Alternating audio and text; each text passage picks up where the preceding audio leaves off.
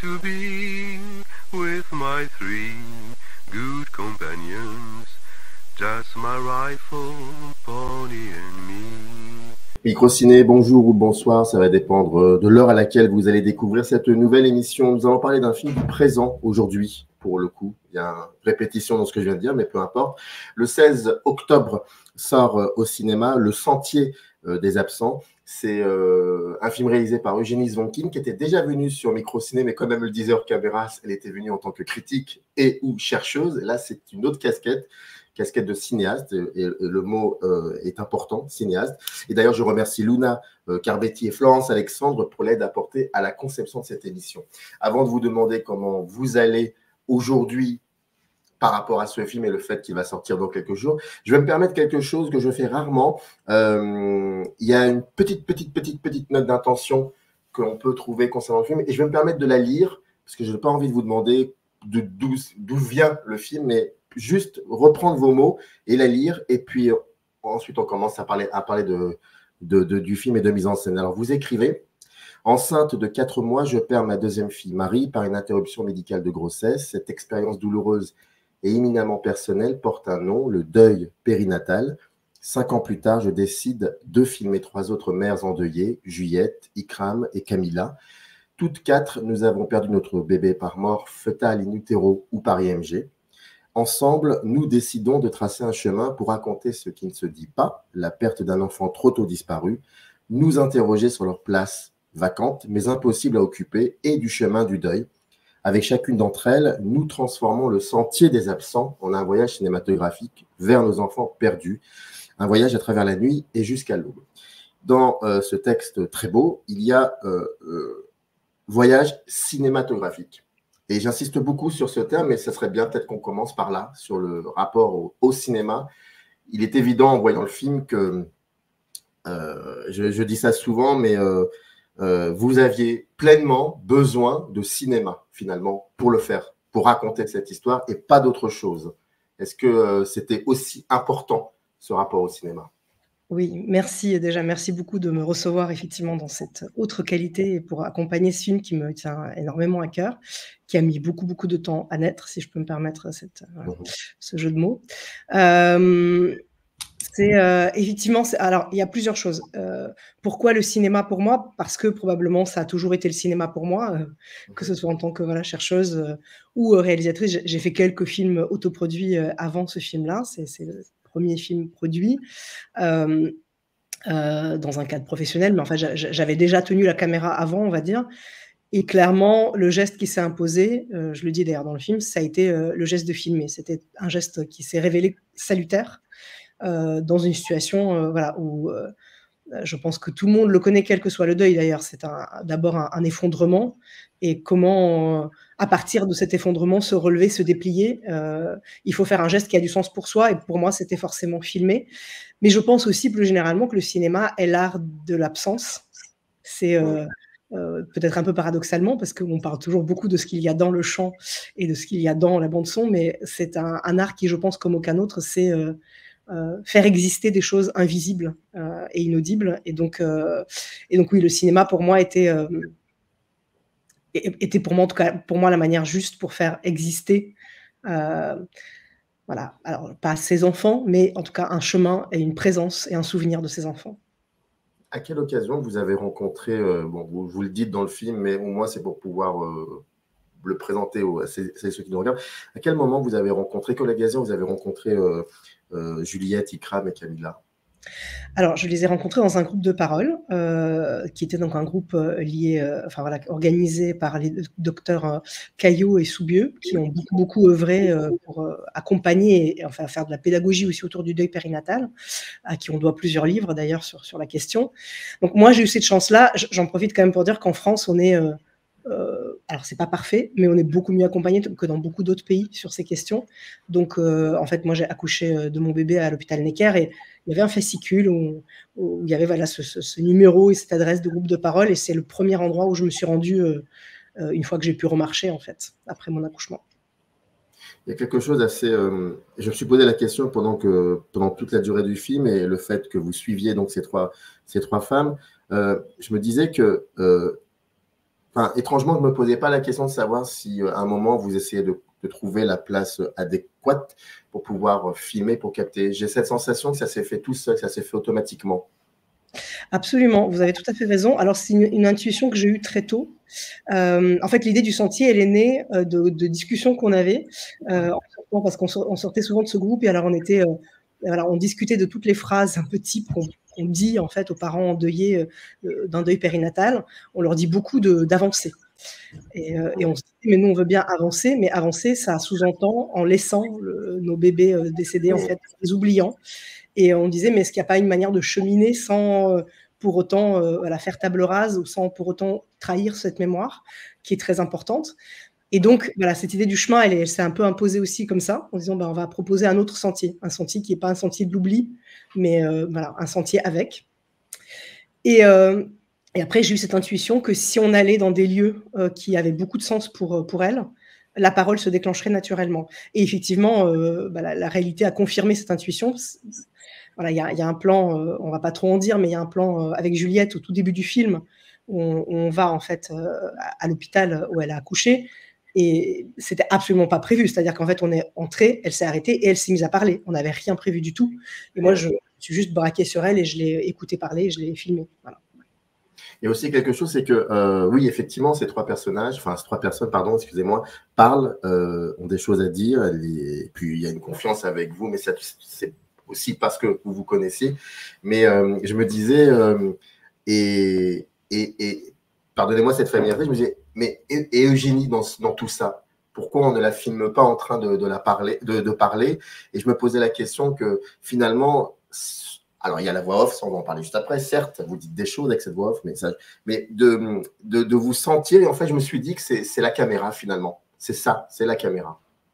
Absolument. Pour moi, et d'ailleurs, je pense que j'ai du mal à concevoir, pour moi en tout cas, je parle pas du tout des autres, mais pour moi, de faire un documentaire où je ne tiendrai pas la caméra, alors que je suis pas, je pense, la meilleure cadreuse au monde. Mais pour moi, c'est parce que c'est mon regard, c'est ma présence, c'est mon regard. On m'entend en fait par moments interagir avec elle, donc je pense que je suis vraiment très présente en fait dans le film sans apparaître pour autant à l'image. Et après, c'est vrai que c'était très important pour moi que ce soit pas juste moi, mon histoire.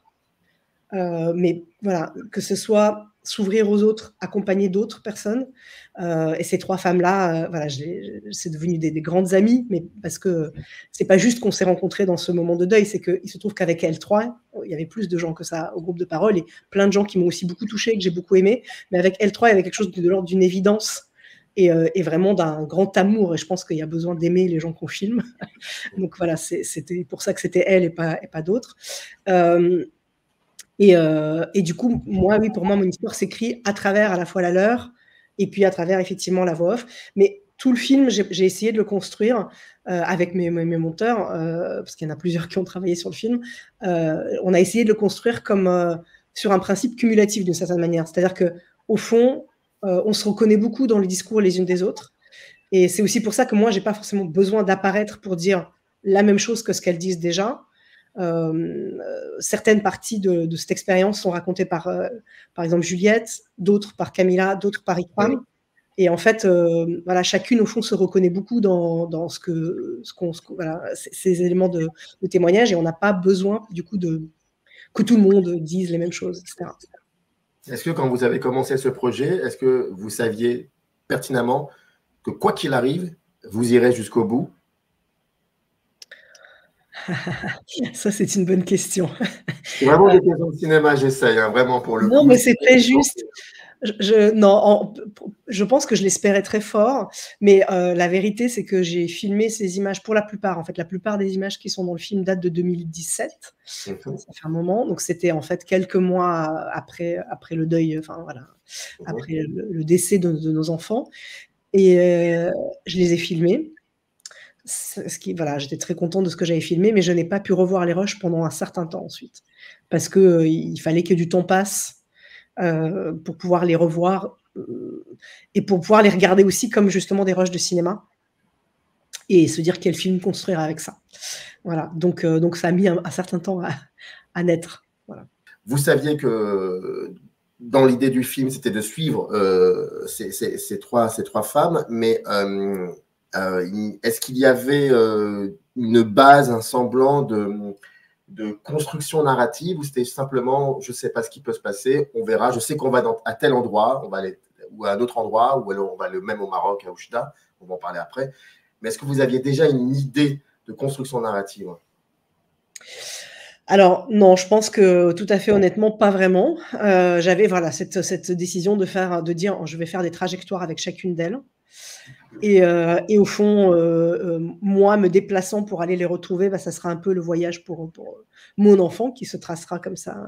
Donc l'idée de la voix off, elle était présente, en fait, je pense, dès le début aussi, que mon histoire allait passer par la voix off. Et après, vraiment pour la structure, oui, il a fallu justement du temps et du recul. Et en particulier, voilà, avant de me lancer dans le montage, pour dérusher, j'étais pas seule, j'ai été accompagnée par une amie monteuse, Cécile Frey, qui a regardé tous les rushs avec moi et qui a eu cette première idée de dire justement on peut encastrer les trajets les uns dans les autres. Et à partir de là, on a construit ça avec Guillaume Leras et puis Thomas Glaser, mes monteurs. Voilà, mais donc il y a eu 3 personnes au fond qui ont été de très très bons conseils avec moi pour trouver exactement la structure narrative du film. Alors, pardonnez-moi cette question un peu économique, mais c'est en lien aussi avec le deuil périnatal. Je crois que c'est un sujet qui n'est pas, c'est pas une évidence, on va dire ça comme ça. Est-ce que ce film-là, est-ce que très vite a suscité un intérêt au niveau d'un producteur, au niveau de la production? Ça n'a pas été simple. J'avais commencé par aller voir quelques producteurs, dont certains me faisaient d'ailleurs des beaux retours sur le projet, mais qui ne voulaient pas s'en occuper, et d'autres qui, je pense, voulaient un autre film que le mien. Ça, c'est le problème, on va peut-être en parler, des films à thème, comme on dit. C'est-à-dire que quand on fait un film à thème, les gens ont souvent projettent des choses, parfois des choses, je dirais, très comme ça, très reportage ou très télévisuel ou très didactique. C'est-à-dire qu'il faudrait être beaucoup plus informatif, il faudrait être aussi plus positif, montrer que en fait, voilà, c'est quand même, on s'en sort bien et tout ça. Je sais pas, quelque chose de très comme ça. On m'a dit des choses comme ça, qu'il fallait qu'on nous voit toutes les 4 en train de rigoler, je sais pas quoi, des trucs un peu pour moi complètement décalés par rapport à ce que moi j'avais envie de faire. Et puis j'ai eu cette rencontre voilà, un peu miraculeuse avec Simon Bewick, qui est donc mon producteur sur ce film, qui lui-même est réalisateur, ça a peut-être joué. Qui a vu une version du montage du film, et donc on était déjà un peu avancé dans le projet, et qui à ce moment-là voilà, m'a dit ok, on y va, qui a cru dans le projet, et à partir de là on est allé voir les différentes commissions, et on a réussi à financer le film, mais c'est vrai que ça n'a pas été facile, ça n'a pas été simple tout de suite. On a fini par avoir des gens qui ont vraiment cru en nous, et je trouve que j'ai beaucoup de chance aussi. Mais évidemment, sur un sujet comme ça, on a des retours parfois où les gens trouvent que c'est trop dur, ont peur d'un film qui serait trop glauque, on va dire, qui serait trop sombre, trop traumatisant. Voilà, donc un certain nombre de réserves ou de peurs face au film, ou de désirs qui ne sont pas ce que j'avais, mais voilà, on a tenu, et puis on a eu cette chance aussi une fois le film terminé vraiment, d'avoir des festivals qui ont cru dans le film, ou qui ont aimé le film, qui ont permis, je pense vraiment, que le film puisse avoir un vrai démarrage. Un moment dans le film, vous dites plus personne ne prononcera le prénom de ma fille, etc., etc. Et je me suis dit que la voix off, votre voix, ainsi que même à la fin du film, je crois que c'est vous qui chantez voilà. Ça, on va parler de ça aussi parce que c'est très intéressant. Finalement, cette voix off, c'est une espèce de, c'est une espèce de contradiction avec plus personne ne prononcera le nom de ma fille, le fait d'avoir installé cette voix off. Oui, c'est vrai, absolument. C'est exactement ça le film, en fait. C'est que malgré tout, en fait, comme le deuil périnatal est quand même un deuil assez tabou dans la société contemporaine, parce que aujourd'hui, on peut que s'en réjouir, mais on maîtrise beaucoup mieux, en fait, les grossesses, les accouchements, les naissances. Ouais. Par rapport à il y a un siècle, par exemple, où en fait des enfants morts-nés, il y en avait dans toutes les familles. Aujourd'hui, c'est quelque chose qui est quand même plus réduit, même si, en fait, en France, par an, c'est 7000 décès périnataux, en fait. Donc, c'est beaucoup. Mais c'est devenu très tabou parce qu'on est dans une mythologie comme ça de la maîtrise. Et donc, en fait, on ne veut pas en entendre parler. On dit tout de suite, tu vas en faire un autre, comme si ça pouvait remplacer quelque chose, enfin, ça a remplacé cet enfant qui n'a pas pu vivre. Et donc, les parents, et moi aussi, du coup, on se sent très investi de porter une mémoire et de l'incarner, cette mémoire de cet enfant qui n'a pas été, qui a été sans, mais qui n'a pas vécu. Et du coup, oui, le film, c'est ça. Le film, c'est faire exister, en fait. Et donc, faire exister par la voix, oui, parce que du coup, puisque personne ne va le faire, moi, je vais le faire. Et puisque personne ne va en parler, ben, nous, on va faire des trajets, puis on va les filmer. Et ça va exister pour toujours, parce que ça va exister dans le film, comme, voilà, pour le coup, enrobé, un moment enrobé dans le temps, comme dirait Bazin. Comme dirait Bazin. Mais vous avez, vous l'expliquez dès le début, enfin l'expliquez, non, mais enfin, vous nous faites comprendre pourquoi ce film existe. Et puis, il y a un plan. Pour le coup, c'est le dernier, pas l'avant-dernier. L'avant-dernier, pour moi, c'est l'un des plus beaux plans de cette année, si je peux me permettre c'est ce geste un peu cinéphile de toujours établir des listes. J'en suis désolé, c'était pas très. Mais là, pour moi, c'était là. On ne s'attend absolument pas. On ne s'attend absolument pas. Et souvent, je dis qu'il faut spoiler pour parler d'un film. Là, j'ai pas envie. Là, j'ai vraiment pas envie parce que ce serait vraiment. Bon, il y a ce dernier plan. Et je me suis dit, mais en fait, ce film, c'est pour eux, c'est pour vos enfants. Voilà, si un jour les questions sont posées, bah, vous avez le film. Oui, aussi d'une certaine manière. Oui, ce tout dernier plan, je l'appelle « Il est né le divin enfant ». Il y a l'arbre de Noël. Donc, oui, c'est vrai, c'est une espèce de post-scriptum. C'est en fait, oui, et c'est pour tous les enfants, j'ai envie de dire, c'est-à-dire pour les trois. C'est-à-dire que, parce que c'est pour elles, bien sûr. Alors, c'est très intéressant parce que pour le moment, elles ne l'ont pas du tout vu parce qu'elles sont trop jeunes, même si elles sont plus âgées que dans ce plan-là. Mais je pense qu'elles sont encore un peu jeunes pour le voir. Mais oui, bien sûr, c'est une manière, en tout cas, voilà, de conserver quelque chose et de pouvoir leur en parler. Et c'est aussi pour Marie parce que l'avant-dernier plan, donc on ne va pas déflorer, mais voilà, merci beaucoup, ça me touche énormément, je l'adore aussi ce plan. Si on finissait le film là-dessus, on pourrait finalement retomber dans cette version très confortable pour les gens, pour la société, qui est de dire ça va, c'est terminé, tout va bien, en fait. Happy end. Et je tenais énormément à ce qu'on ne finisse pas sur cette note-là. Cette note, elle existe et j'en suis très heureuse qu'elle existe et pour nous toutes, c'est extrêmement important. Mais ça ne veut pas dire que le deuil est terminé, parce qu'on sait très bien que quel que soit le deuil, en fait, il ne s'arrête jamais. On finit pas un deuil, on vit avec. On apprend de mieux en mieux à vivre avec. Voilà. Et donc, c'était très important aussi de faire ce plan qui est plus, je pense, un peu plus mélancolique aussi. Il y a une chose qui est, voilà, qui je ne pense pas que vous l'ayez convoquée, mais en tout cas, elle est là, c'est que pardon, excusez-moi, Camilla, regardez le film, vous comprendrez pourquoi, mais à un moment, elle se retrouve dans une église, donc il y a un rapport à la religion qui n'est pas forcément très présent chez Camilla, mais enfin, il y a quand même ça, il y a cette religion, le christianisme, et puis il y a Ikram qui, elle, on la découvre dans un cimetière, non, on la découvre au début du film, si je ne me trompe pas, au tout début du film, on parlera peut-être de cette ouverture-là, mais surtout on la voit dans un cimetière musulman, et je me disais, c'est non pas que ça fait une intention de film, mais c'est là. Et je me suis dit, tiens, c'est intéressant que ça soit là. Comme disait, vous citiez Bazin, comme disait Rossini, les choses sont là, pourquoi les manipuler? Ben voilà, les choses sont là. Et c'est très intéressant de se dire, tiens, il y a quelque chose que peut-être le film n'avait pas prévu, mais c'est là. Et je trouvais ça intéressant, cette espèce de surgissement, mais qui en même temps n'est pas redondant. Voilà. Et je ne sais pas, je pense très certainement que vous l'aviez vu. Et qu'est-ce qu'on peut faire de ça, finalement, de ces images-là? C'est une sacrée question, la religion. Alors, en fait, c'était plus présent dans des versions antérieures de montage, d'ailleurs. Il y avait carrément une séquence où il y avait une vraie discussion autour de ça, avec en l'occurrence Juliette. Et puis, on l'a enlevé parce que, justement, je pense que c'était un peu trop frontal. Et c'est très intéressant, oui, parce que Camilla est dans une église, en même temps, elle dit « je pourrais être dans une grotte aussi bien ».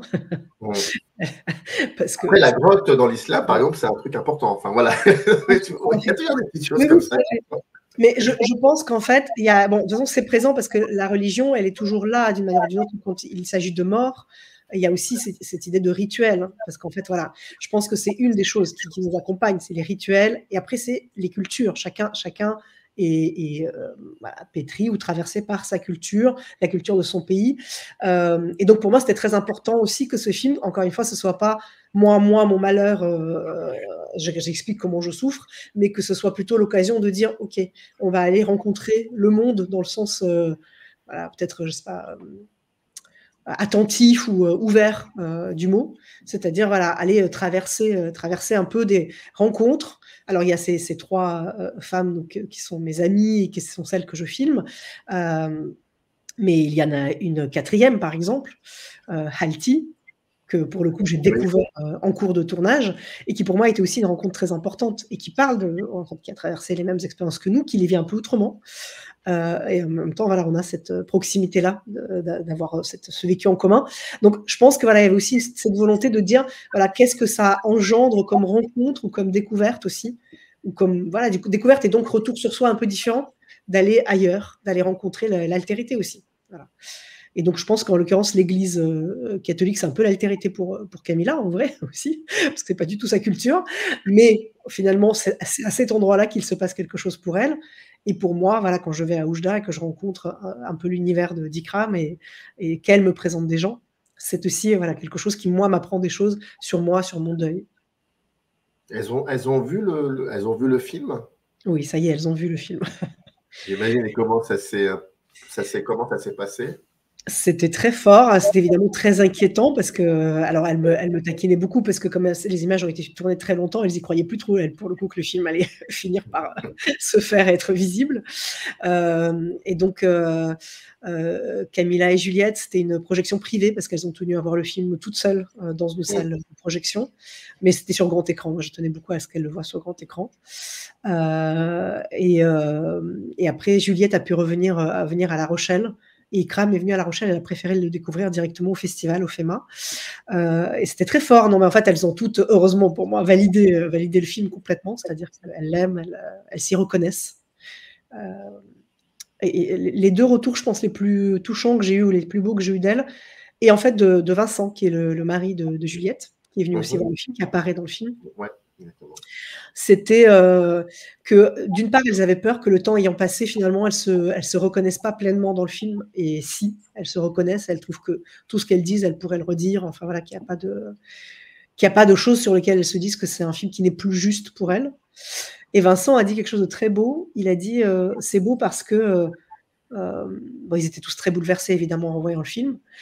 Mais il a dit c'est très bien de savoir qu'on a cet endroit qui est conservé pour nous justement dans le cinéma et dans le film, quoi, et on peut y revenir quand on veut. Et voilà, cet endroit pour les enfants et pour la mémoire et pour l'émotion, bah, finalement on peut s'y reconnecter à tout moment avec le film. Et donc c'était vraiment un beau cadeau pour moi. Le film sort le 16 octobre, Le Sentier des Absents, et c'est un film réalisé par Eugénie Zvonkin, et je vous invite vraiment à aller voir ce film en espérant qu'il soit bien distribué. Pardonnez-moi de revenir à quelque chose d'économique, mais je l'espère de tout mon cœur en tout cas. Merci beaucoup Eugénie, c'était un plaisir. Merci beaucoup Samir. Générique. In the canyon, that's where I long to be, with my 3 good companions. Just my rifle, pony and me.